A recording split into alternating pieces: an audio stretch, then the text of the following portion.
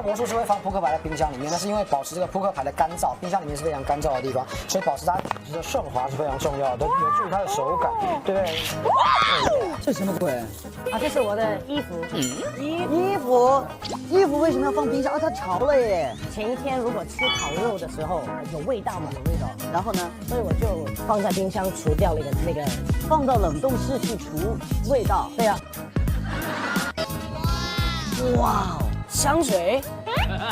其实香水最怕的阳光和跟空气接触这两件事情，放在冰箱里面是让它不易挥发。丝袜，这个应该是穿过的吧？对，都是没穿过。丝袜放在冰箱里是可以别拉了，就是丝袜被加固了之后就很难脱丝，就很耐穿。怎么还有鞋子？